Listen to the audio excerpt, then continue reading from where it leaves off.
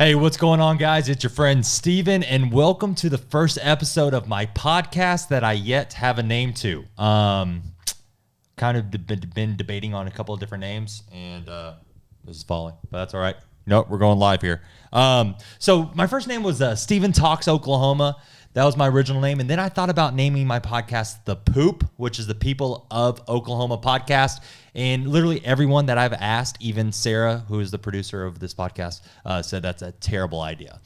But you know what? I think we're just gonna roll with it. But before we start talking about names and stuff, I just wanted to start. And so my first guest of my first episode of my podcast is one of my really good friends. His name is Kendall. And I'm really excited to have him on because he is a high school graduate and is unemployed. So, Kendall, welcome to the podcast. Welcome. Yes, Kendall James in the house. Thank you. You bring more to the table than just being an unemployed high school graduate. But did you actually graduate high school? I did graduate high school. I'm not sure. I had like 30 absences my senior year, my last semester. So. And I can't believe you were my vice president and student council. Yeah. But I can't believe that you were our president. We both ran unopposed. Yes. I think people let us win because they just thought it was going to be a joke. Well, I mean, it was a bit of a, yeah. I think it went downhill afterwards, though, personally. No, yeah. We For sure. I mean, we brought a glow dance to the school. I mean, that was one of the things I ran on. I said, hey, guys, we're going to have a glow dance. And we did it. So yeah. That was interesting. You know. But no, Kendall, you bring more to the table than that. Kendall is also a real estate entrepreneur. You started a brokerage in Oklahoma City, focusing on just investment properties, which a lot of real estate agents kind of do a dabble in, standard residential and investment. You just purely dealt with investment. Yeah. And what I like to tell people is you did very well at making other people money. Yeah. You made a lot of people a lot of money, except for, yourself, making a lot of monch. Did that come out as a dig? A little bit, but it's, Okay. Well, that's this podcast. We're just going to or I'm just not going to be politically correct, I guess, all the time. But so I just wanted to have you on to first off kind of start off this podcast. And then also this first episode is going to be horrible. So I thought, why not bring my best friend on it and, give me practice so I can get better at it. So Kendall, tell me a little bit about what you did and what you're doing now. So I think it's funny that you introduced me as unemployed because I introduced myself as an entrepreneur and as a real estate investor, both of which tend to be synonymous with unemployment. I am currently working towards transitioning into more tech. That's kind of something that just happened throughout my real estate career. But yeah, I was a agent. I started off flipping houses in my hometown, your adopted hometown. We used to have so many freaking parties at the house. Do you consider Ponca your hometown or something? No. Yeah, I do. Okay. I mean, I graduated there. Right. So started off flipping and then got into agency because, it started off with me having a hard time finding an agent to help me find flips. I think there's a big need in real estate for agents, for real estate investors. It's a niche that is typically filled with wholesalers. And I think it's wholesalers. Yeah, it's interesting. I did some research, messaging agents on LinkedIn and things about, do you work with distressed property buyers? And the most frequent, I guess, answer is no, because it's not worth the money. It's not worth and wholesalers don't have that problem, right? Right. It's all about the commission structure. If you're just charging a flat fee, or if you're charging based on the price of the property, then it's two completely, a real estate agent looks at it as 3% on a $50,000 house isn't much money, and a wholesaler looks at it as, I can probably make $15,000 on this 50. Yeah, I've seen some crazy numbers. Like, I remember this wholesaler that I follow. Because that's also, I mean, some people give like wholesalers a bad name and like, oh, wholesalers are the worst. But I mean, I met some really, really good ones that, they benefits everybody, But yeah, he was telling me he made one deal like $30,000 off of a sale of like $120,000 house. Yeah. When it was all said and done. And I was like, gosh, that is crazy. But yeah. it, just kind of works that way. Now let's go back into the entrepreneur, because I feel like, man, this day and age, because when we were growing up, you always had this entrepreneurial spirit. And from high school, like, we're not going to talk about some of the avenues that you did, but you always had the entrepreneurial spirit, and I was the opposite. Like, you were a risk taker, I wasn't a risk taker, but I think this day and age, like, entrepreneurial is cool now. Everybody wants to be an entrepreneur, and I wouldn't call myself an entrepreneur, but some people do. I wouldn't call myself that because I'm just afraid of risk. Mm-hmm. And I think you need to, and am I wrong? Or what do you, because there is a level of risk in being an entrepreneur, and I would say there's a level of risk in being employed also. I personally think I'm a very risk averse person. It just kind of depends on how you assess risk, right? Yeah, I was so happy when your wife got a job. Yeah. I was so happy. I think a lot of people were, yeah. So you went. Now you did the real estate investing and stuff like that. So let's dive in a little bit more into that and talk about it in Oklahoma. So I have a YouTube channel, Steven Talks Oklahoma. That's the name of this podcast. Might be the name of this podcast if Sarah gives me the green light of letting me call it the poop. So on my YouTube channel, I talk about things here in Oklahoma. A lot of my real estate, because I am a real estate agent, that's what I do full time. And so I get a lot of people looking from out of state to either live in Oklahoma, full time, or what? Oh, is it this one? I think so. Oh, yeah. I'm tightening the wrong one. Oh, hopefully I don't break this. But they're either looking here to move here, or I actually get a lot of people that are looking to invest in Oklahoma and investment properties. So quick. One word answer: is Oklahoma a good place to invest in housing, in properties? Absolutely. What would you say? Would you say it's like top 10 in the United States? Yes, absolutely. Top 5?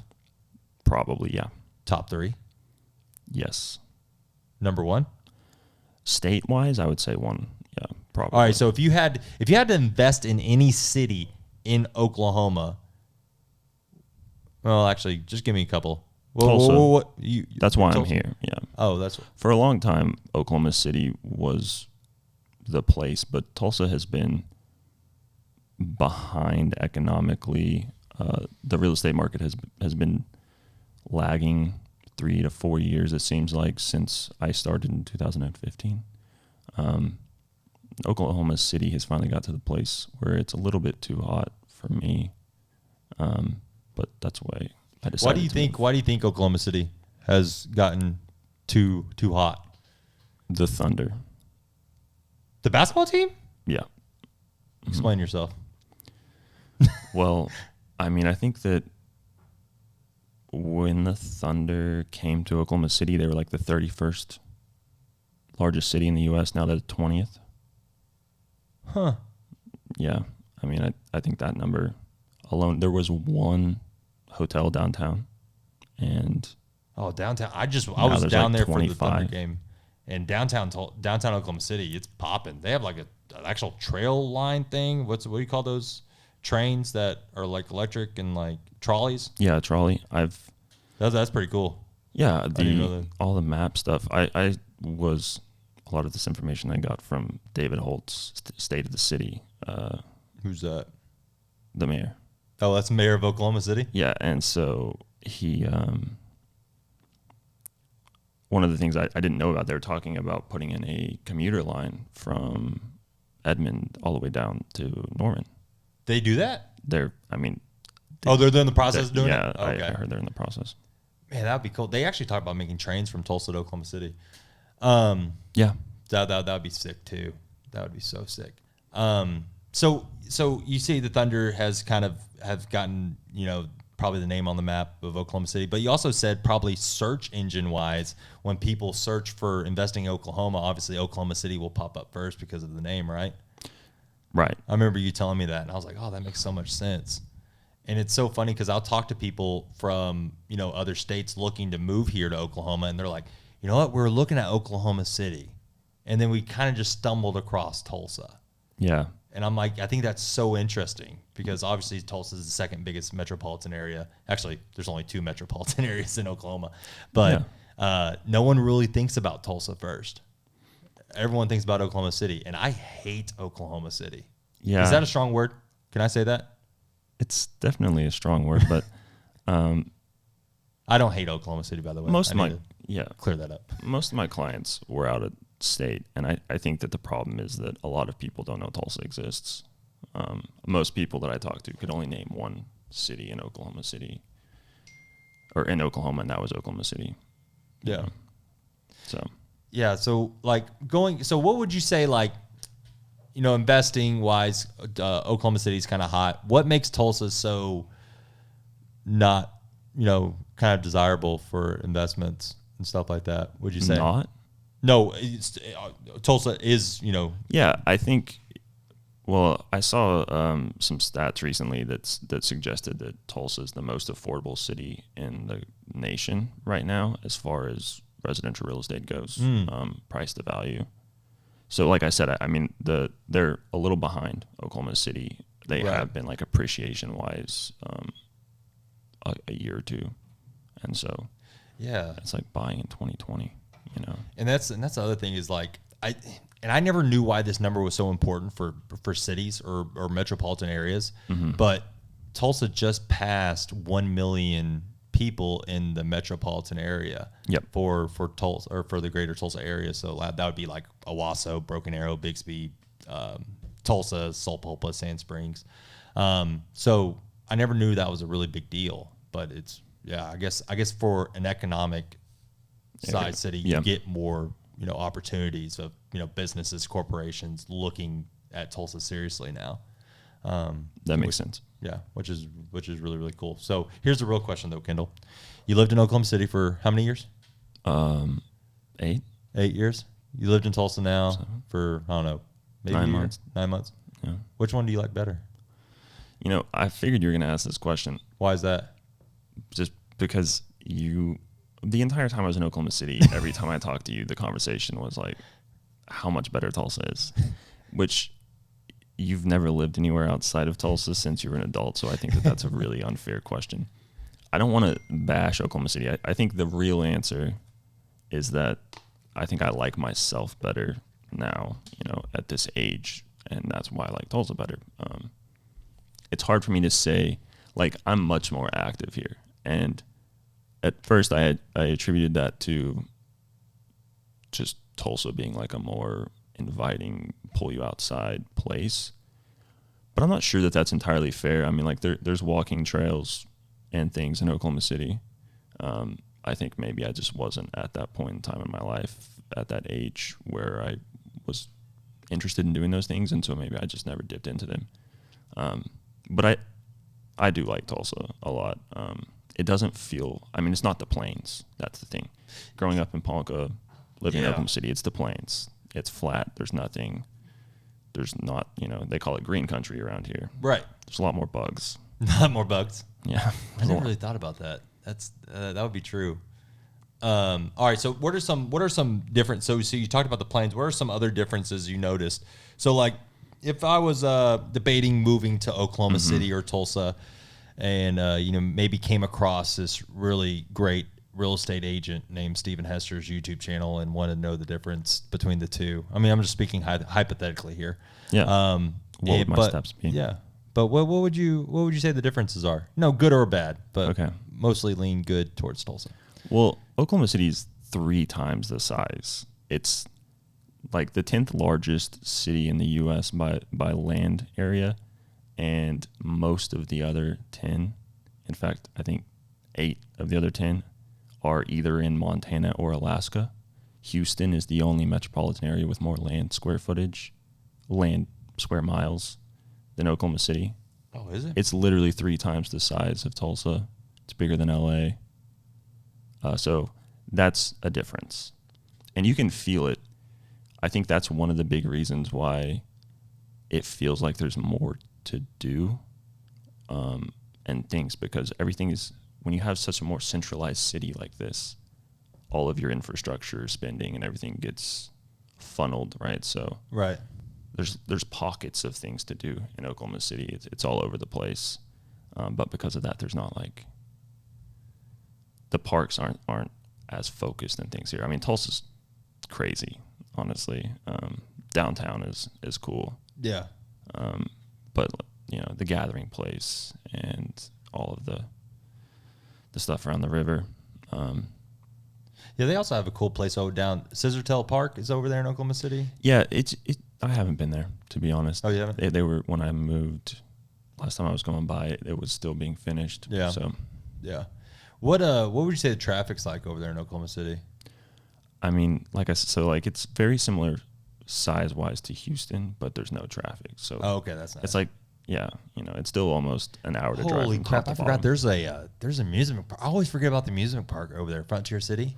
Yep, I haven't been there since I was. Dude, we went school. there in middle school, didn't we? Yeah. Yeah.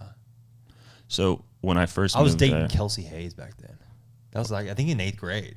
me and Micah almost went a couple of times, and it was like every time we were talking about going to Frontier City, there would be something on the news about someone getting stuck, and they would have all this news coverage of like the firefighters coming out to pull some people off of. So I just, Yeah, that doesn't sound, or maybe I was dating Lauren Martin. Sorry, I wasn't. I was trying to remember who I was dating back in middle school. Steven's reminiscing. No, Frontier City was awesome. Thunder games are great. I just went to one. We lost game 5. That sucked. Man, there's a lot of sporting events around Tulsa and Oklahoma City too. You got the Oklahoma City Thunder. They have a minor league hockey team still over there in Oklahoma City. I think it's collegiate at this point. Oh, is it collegiate? Yeah, OU and OSU both have teams now. They got hockey teams? Yeah. Oh. Yeah. You got me tickets to the Oiler games, which I love Tulsa Oilers, by the way.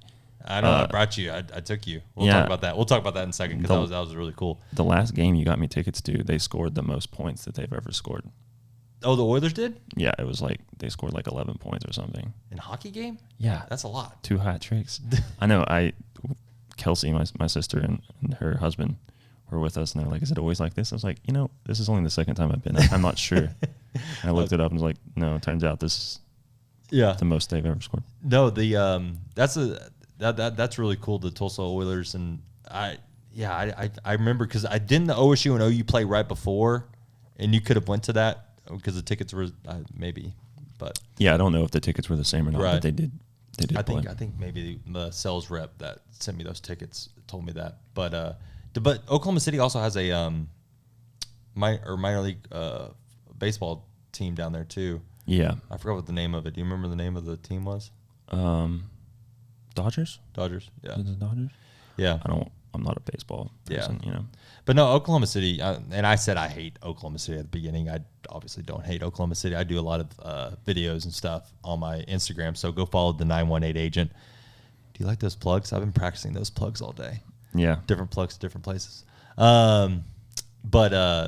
yeah, so I go to places in Oklahoma City because really on my social media, I really just tried to show a lot of different places around Oklahoma, support Oklahoma and just give people an idea of what Oklahoma and living in Oklahoma is like. Affordable. Oh, that's a great. So what's the average price in Oklahoma City? What would you say of a home? Like if I wanted a 3-bedroom, 2-bath. I mean, the average price I think is still probably $300 at this point. I mean, Now could you go solid 3-bedroom, 2-bath? Yeah, and it's gone up a lot. I mean, it was under 2 when I started in real estate. That was 8 years ago. Yeah, it's gone up a lot, but you can still find. I mean, and those out in the burbs, suburbs, 300, or is that Oklahoma City proper? All over. Okay, yeah, all over. Yeah, because you can probably get a solid Tulsa house, like a solid one, 3-bedroom, 2-bath. Solid one, 1,500 to 1,800 square feet, probably maybe less, maybe 1,400 to 1,600, but you can get a solid one for like 250. Oh yeah, I mean we're talking median. You know, you can still get stuff for 150. Oh yeah, like it's just gonna be less. There's gonna be you gotta move faster. There's less supply, a lot of more demand. Yeah, demand. So going back over here to Tulsa, Tulsa has some really cool sporting stuff. Like we have the Tulsa Oilers, which since I'm a little bit of an influencer by accident, but I'm kind of just leaning into it because I think it's fun. I went to the Tulsa Oilers game and got sweet tickets, and you went. And when I had this big event, I had like 40 of my clients, and I brought you and Micah out, and you guys loved that. Yeah, it was a lot of fun. Yeah, and then you guys said, "Hey, hook me up with some more tickets," and I made a couple calls. You know, I'm pretty well connected. Got you guys some pretty good tickets in section 310, like top row. Yeah, were you in the upper deck? We were in the upper deck. All right, I need to call my people at Tulsa Oilers.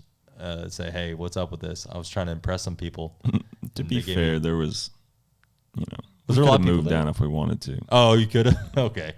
No, so we had Tulsa Oilers. We also have the Tulsa Oilers 2 indoor football team. What? Oh my! So this is so funny. Let me tell you this story. So I'm on Facebook, right? Because once again, social media guy, and I'm flipping through, and the announcement came through that the Tulsa Oilers hockey team were also going to have a indoor football team, which is really cool because Tulsa used to have an indoor football team way back when, and then they sold it to San Antonio, whatever. And so I was real excited that they're going to bring this indoor football team back, but they had this poll. They said, "Hey, in the comment section below, give us the name of what you like for the indoor football team for Tulsa to be." People are like, "Oh yeah, let's be called like the Tornadoes or the Twisters." That'd be great. Yeah, right. Makes sense. Love Live in alliterations. Oklahoma, maybe the Buffaloes. Bison. Bison. Yep, Bison. But they had all these names down in the comment section. There's just some great names. Mm-hmm. The next week they rolled out and said, "All right, we are revealing the name of the new indoor Tulsa football team as the Tulsa Oilers." I was like, "What?" I was like, "You went through this whole thing." I was actually really, really upset. And in backstory, I also heard that the league told them, "Hey, the colors we don't want you to use. You can use any colors, but don't use black and gold.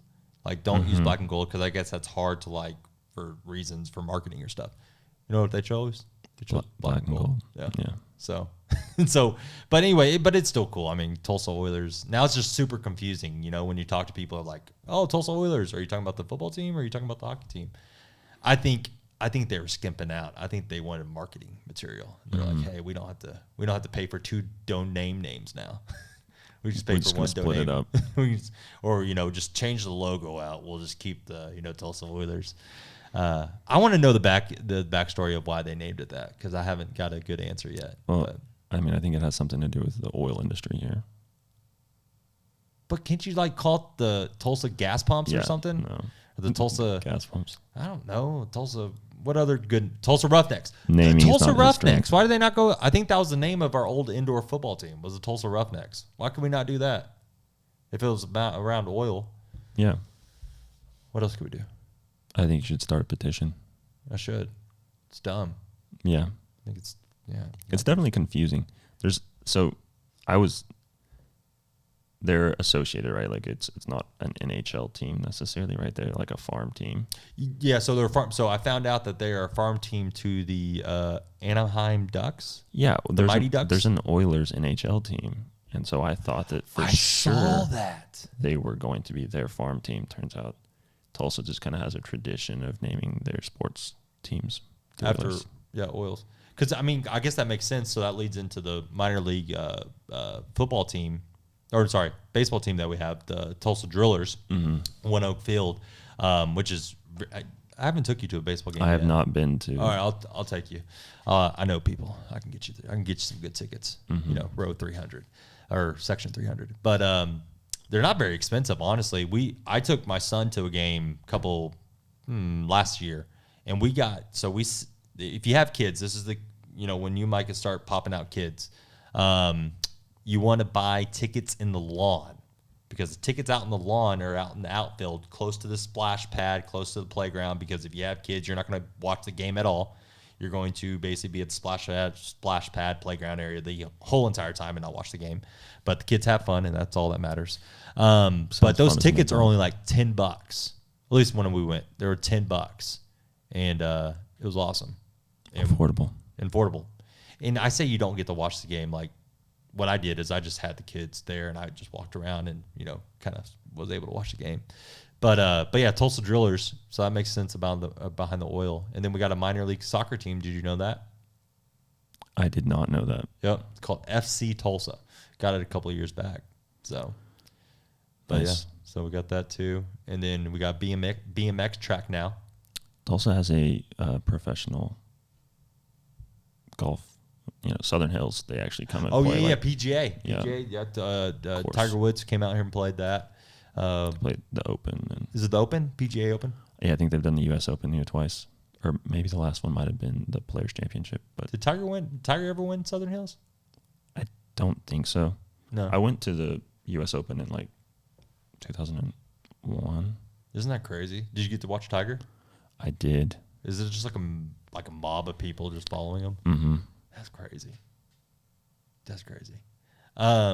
But yeah, no, we had the BMX track here, which is the Olympic Development Center for the U.S. Olympians for BMX. I'm actually moving somebody from South Carolina, Mississippi. Olympic? No, they're not. Well, their son's really, really good. I don't know how good because I just started talking to them. But they found me on my YouTube channel, and they reached out to me and, want me to help them find a house. I'm actually helping them this Saturday. They're coming in, and they're looking. But they're moving to Tulsa that's one of their main drivers, is for that Olympic Development Center thing. Because I guess their son's like a beast at BMX, which I didn't even know that was honestly a real sport. Is that, that's what I was wondering. Is that an Olympic sport? Yeah, it's an Olympic sport. Yeah, they brought it in the Olympics. And the reason why I know this is because I was watching BMX between when the U.S. Basketball team was playing. And I was like, oh, this is interesting. This is Olympic sport now. But they have skateboarding now, and they're having 3v3 this year. 3v3 basketball. This is going to be sick. Like intramurals or what? No, not intramurals. It's like in the Olympics. Oh, okay. Yeah, we're still talking about the Olympics. Yeah, sorry. They did 3v3 what do you call it? Adult sport league in Oklahoma City. Yeah, they have a bunch of that stuff here too. We actually have a little. So Paris, they're doing 3v3. Yeah, they're having 3v3 over in Paris. What? Yeah, it's gonna be sick. It's gonna be awesome. But yeah, no, Tulsa has a lot of great stuff, and Oklahoma City has a lot of great stuff too. What would you say probably the top suburbs of Oklahoma City? Well, top 3 suburbs. Go. By what? What am I ranking based on? Edmond, all right, so let's set the stage. You are married. You have 2 kids. You're putting your kids in public school because you know what? The economy right now is just horrible. You and your wife are scraping by $100,000, so private school's out of the question. The problem is how much we invest in our education system, but keep going. Okay. I don't even know what you said. Yeah, so 2 kids. You have a dog named Eddie. No, Spike. He needs a yard. That's what I'm exactly getting at.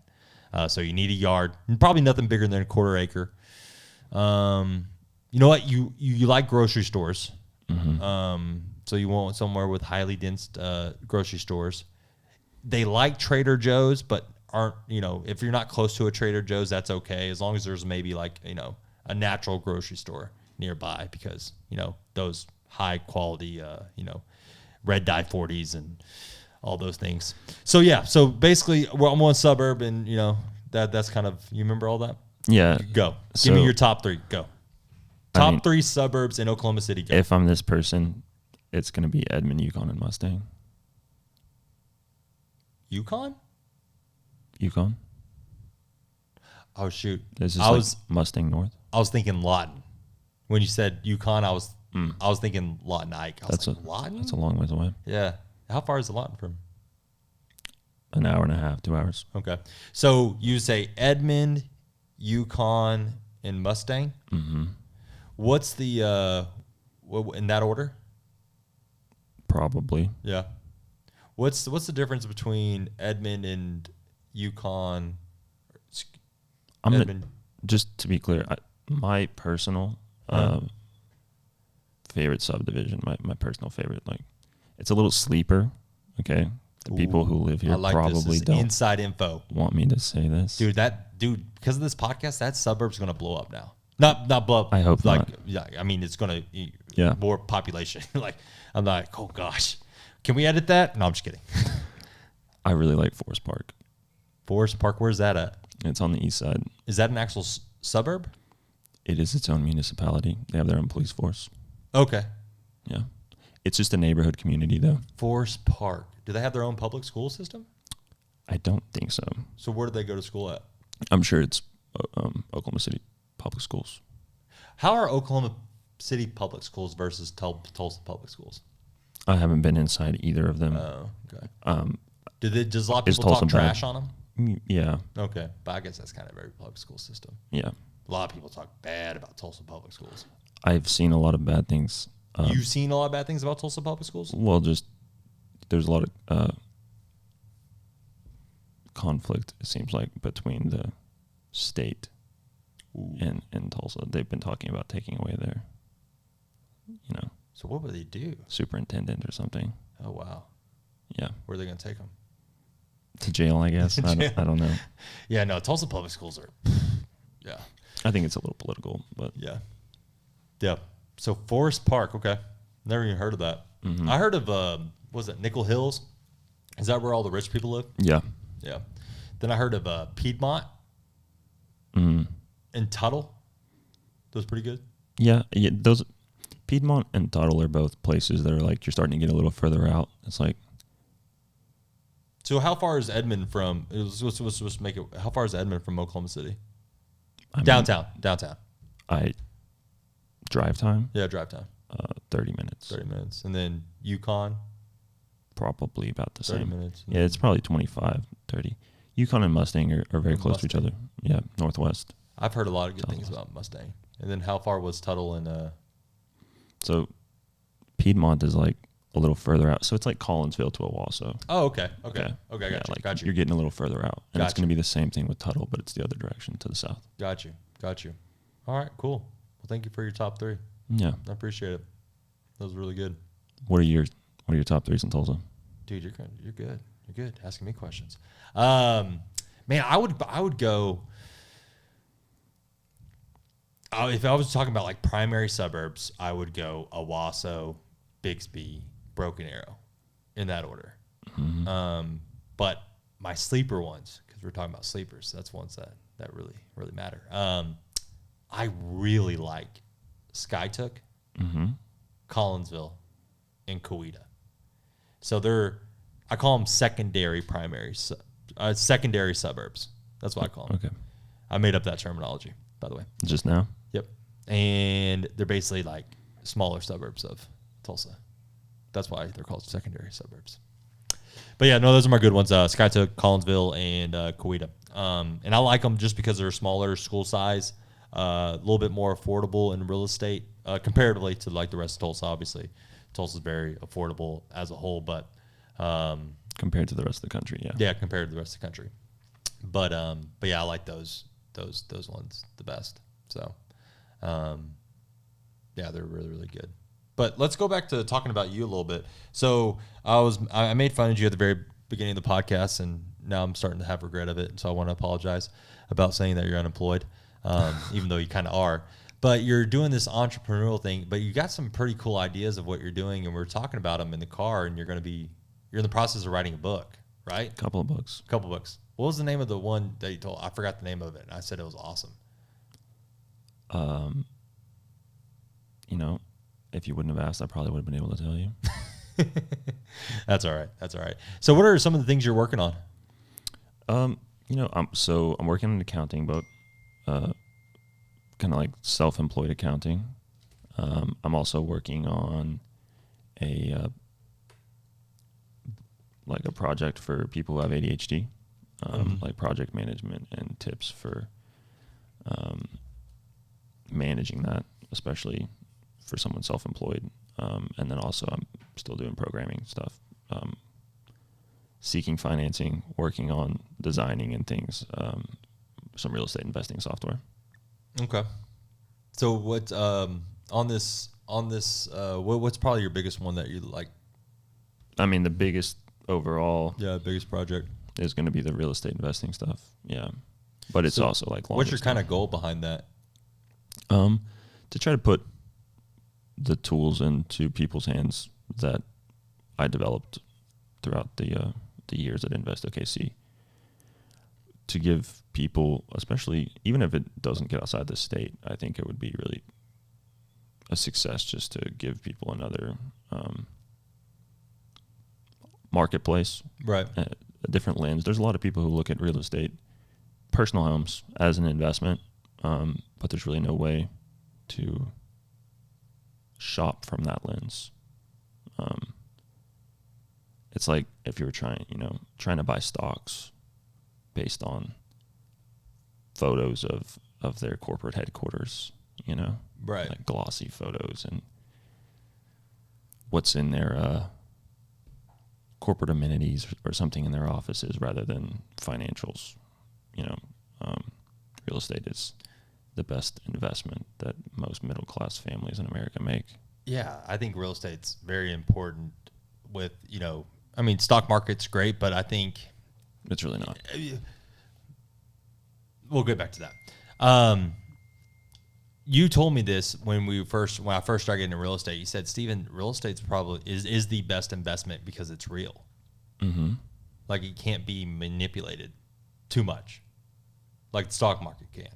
I mean, we're seeing that right now with AMC and not Radio Shack. There's a lot of reasons. GameStop, but so and I get a lot of through my channels, I get a lot of people asking me about first time investors, right? Mm-hmm. So what are 3 things, because you're building the software to help probably first time investors and maybe even seasoned investors, but what are the top 3 things you would tell someone investing in Oklahoma or investing just in real estate in general? What would you tell them the first 3 steps would be? The first 3 steps, the first step is to define your goals. A lot of people get excited. There's a good industry, a lot of books out there that do a really good job of getting people excited about real estate investing. And so I find a lot of people would come in and they're like, I want to buy 300 houses. I want 300 doors. But then they would also at the same time be like, I want to quit my job and live on the beach. Like, it's going to be hard to live on the beach if you have 300 doors. That's a full-time job. You've got a team that's constant tenant calls, But it's a popular answer, right? So the first thing is, are you looking to build? Are you trying to be Donald Trump? Or are you trying to be Kendall and unemployed? Be Kendall and be unemployed. Right. Because if so, then like 10 doors paid off. That's what you're looking for. Right. So 10 doors, that's a good number. That basically supplements a full-time job, or not supplements, but for sure. Yeah. I mean, $150 a month cash flow per door is pretty like average good. Like that's so. Okay, so goal number or step 1, define your goal. What is your goal for investing? Mm-hmm. Number 2, find a market that fits your strategy realistically. That's another thing. A lot of people like try to bend things, like you got to whatever your financial situation is, you have to start there and then go look at the real estate market and say, okay, if this is my goal and I'm trying to get there in 30 years or I'm trying to get there in 10 years, then go find the place that's the most realistic to hit that. Sorry, I have a property that has a water leak. Do you need to take that? No, take it real quick. You can keep on recording. Hi, this is Steven. Yes. Currently at your guys' rent house right now. I'm trying to figure out where the leak is at. They said it's in the hallway in front of the bathroom. The hallway bathroom. I've never done a podcast, but I'm not sure that this is supposed to happen. Do you know who found the leak? It was the listing agent. Can I give you her number and can you give her a call? Because she knows exactly where it's at. I haven't actually went into the property. This is a hardworking real estate agent, though. Okay, hold on real quick. I'm going to put you on speaker. Okay. This is great. This is All right, you great. ready?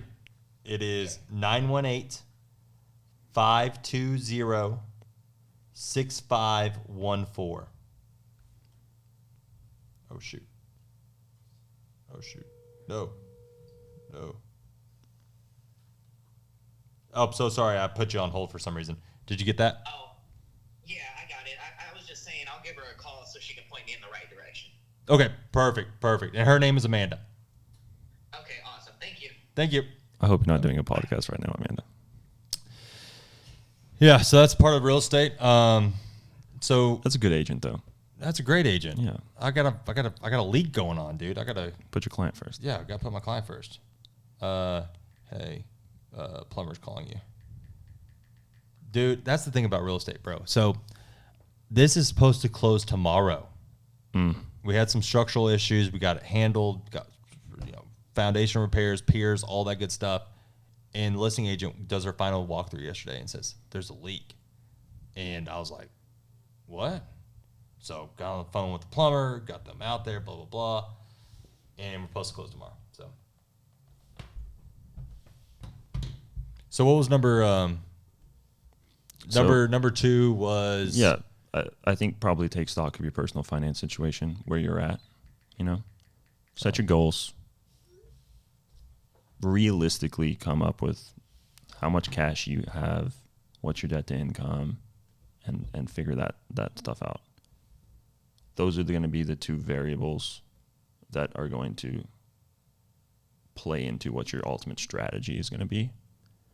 And then where that strategy can be deployed and executed realistically is the market that you should.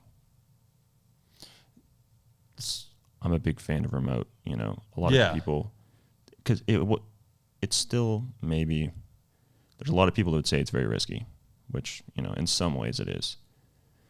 But I think in some ways it's also less risky than just exclusively investing wherever you're at, because it forces you in a way to do due diligence, where people who only invest in their hometown tend to just use the gut, Oh, I know. what would be so your number one was define a goal. Yeah. What's your goal? What's your goal? Number two was figure out how to basically get to that goal of what market. Where are you starting? Where are you Right. starting? Right. What's your personal finance situation? Yeah, what's your personal finance situation? And then number three?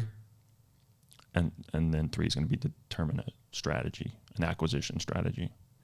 And, because it's if your ultimate goal is to have rentals, right?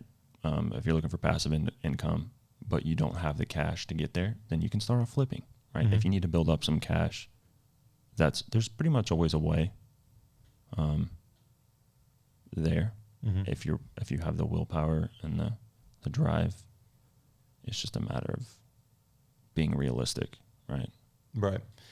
And then step number 4 is to contact an agent, which I am your agent right here, the 918 agent. If you ever have any questions or concerns about real estate, either selling or buying real estate, call your friendly realtor, the 918 agent, Stephen Hester. Contact information is down below. That was nice. But that wouldn't be your step 4, would it be?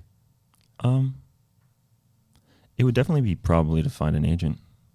Yeah, and also investments. I mean, you need to find and maybe we can talk about this for a second. Is finding an agent for investment properties, because there's so many agents out there that says they do investment properties, but they really don't. And that's something else that I discovered very early on when I started working with investors. And actually, I called you. I was like, dude, I don't know what I'm doing.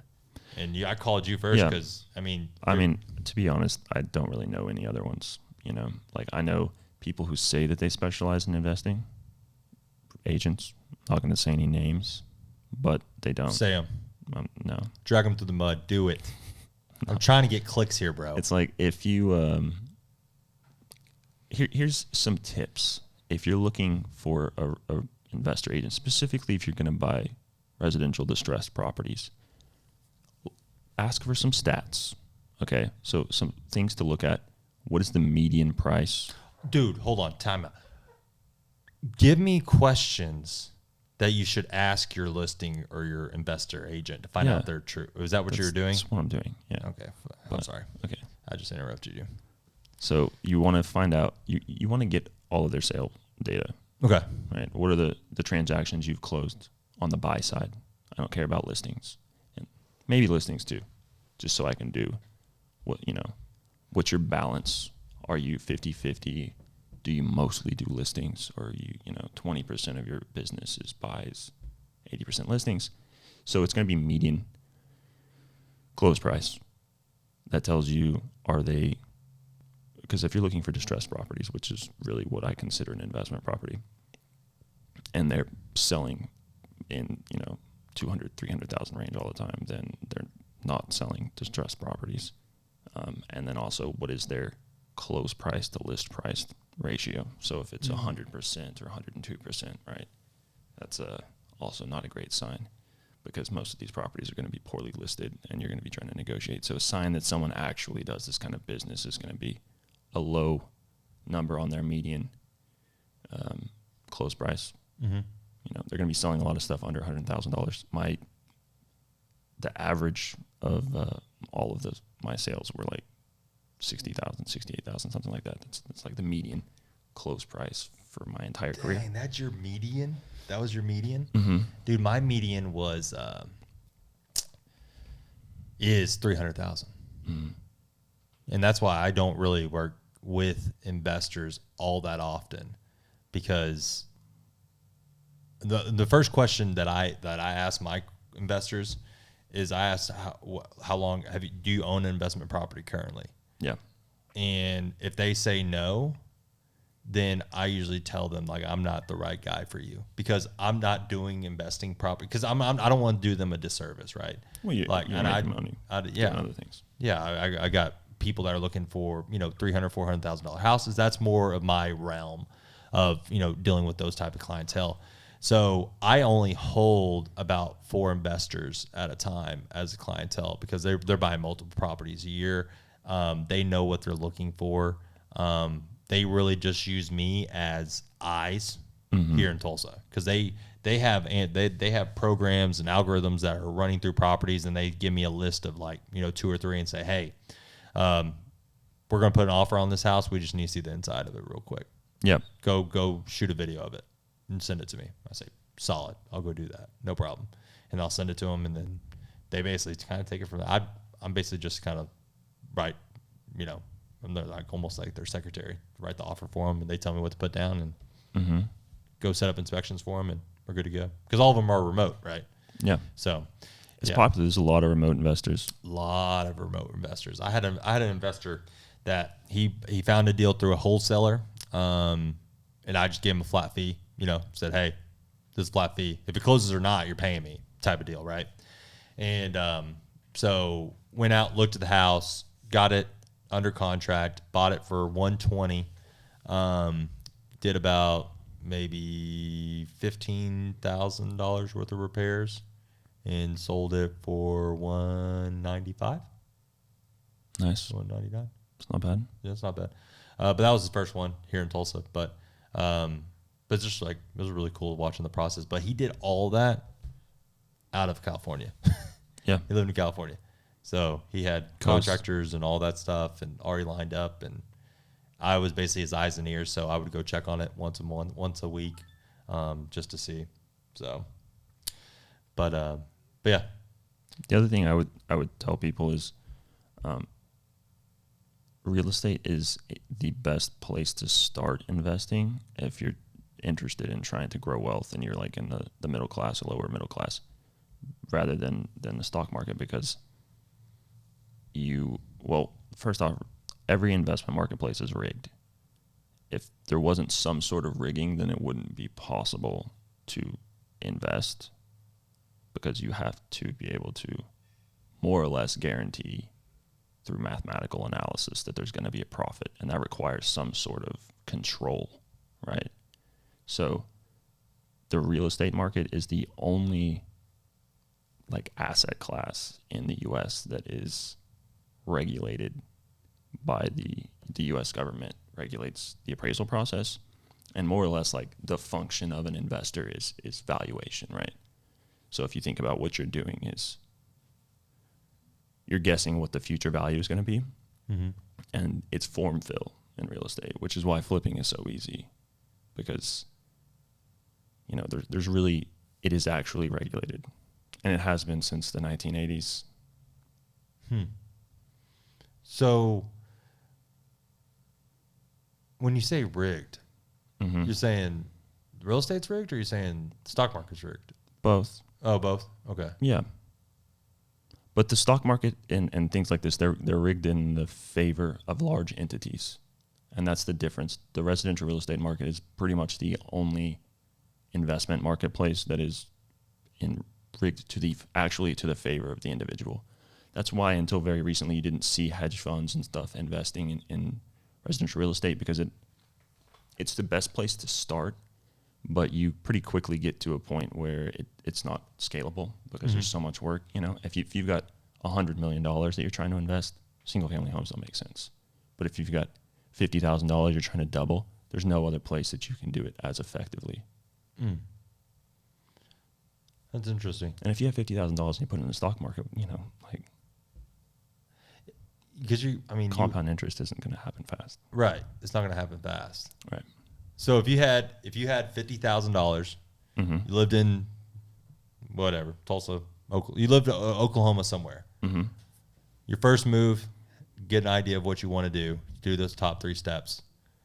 And then what do you do after you kind of figure it all out? I had a client who had $50,000 at one point in time. Story time. I love story time. Yep. Give me story time. He had a good W-2 job.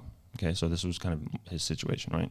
Right. He had low debt to income, good job, good W-2, right? So he can go to a bank. He had $50,000 cash sitting there. Because he sold drugs.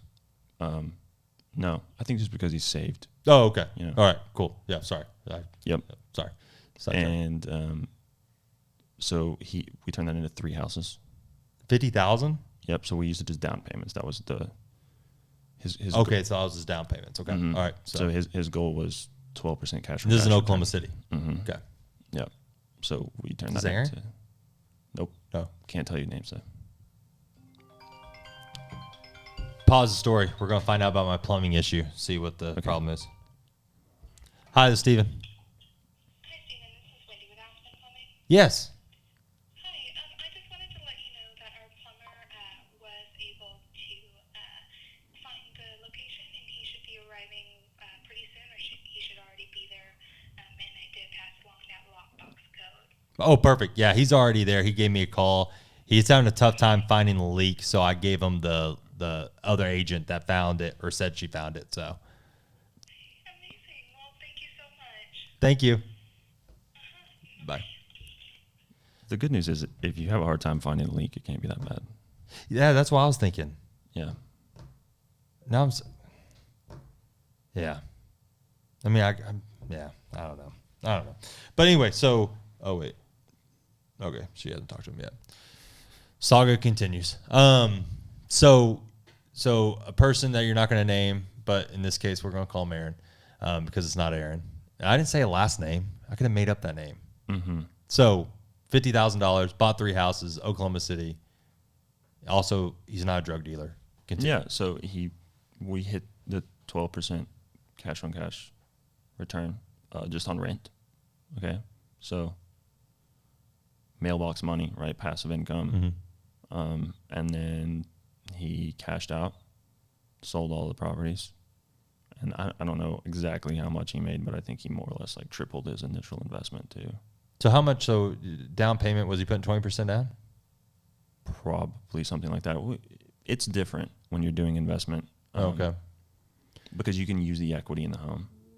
Gotcha. To make up for your down payment, right? So if there's 40% equity and you need 20% down and you're, projecting only spending 20% on a remodel, you actually cannot put any money down. I've had closings where I've had a lot of closings where my clients actually got checks from the bank. So they walked away with keys, with a new property and money. What's the most money you ever seen? Oh, I mean, not a lot. Obviously, like $10,000, Okay. something like that. That helps with the remodel if they need remodeling. Right. So he had 50,000, bought 3 houses, and then was making money off them right off the bat. Did he have to put any money into those houses? Yeah, so I mean, it came out of the 50. Okay, that came out of the 50 of putting money inside. That was all. Yeah. And then he was able to cash flow those with his mortgage that he was paying on it, and then a couple of years later he sold all 3. Yeah, so I think he was making like $5,000 like a year. Is this the guy that moved down to Dallas? Again, it's Aaron, right? Yeah. Yeah. Okay. Just Yeah. can't tell you specifically who. Yeah. This is a hypothetical situation. Oh, it was hypothetical. Okay. Mm-hmm. Yeah, I remember this guy. Made a lot of money. Yeah. He made a lot of money when he sold all those. That's that when you told me that story, that's when I was like, man, dude, why do you not do this?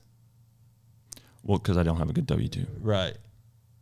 And that's what, yeah. And also, I got a bug, and it's not for money so much as starting things and doing. Right. Yeah. Man, that's good. Awesome. Well, we got a couple more minutes here. I want you to kind of give a shout out to your social media of what you're doing on your social media right now, because I'm real proud of you posting every single day. So what's going on? What are you doing? KendallJames.com. That's what I'm doing. Did you really get that URL? Oh yeah. Oh, okay. Yeah. So you got it there. And then you're doing this 30. Are you still doing the 30 day, or did you? I've been doing stories. Okay. I still consider that posting every day. That's really just trying to get a routine. Yeah. And you're just getting you're just putting your thoughts out there, right? Yeah. Right. Yeah. Yeah. For the first 30 days. just trying to. Yep. Just getting your thoughts out there and doing that. And then at the end, I'm going to launch something, the projects I named, doing Right. Right. Well, this is going to be actually a series that me and Kendall do. I'm actually going to have Kendall just come on randomly throughout this podcast adventure. And we're just going to talk about random stuff. And today, I think we just talked about a bunch of random stuff. Yeah. Talked to some plumbers. We took some calls. We took some calls. I tried to get the information of a guy that I wasn't probably not supposed to get his name, but it is Aaron. Yeah. So it worked out good. I'm learning about this stuff. Mm-hmm. Like HIPAA. Me too. So hey guys, thank you so much for watching, and we'll talk to you soon.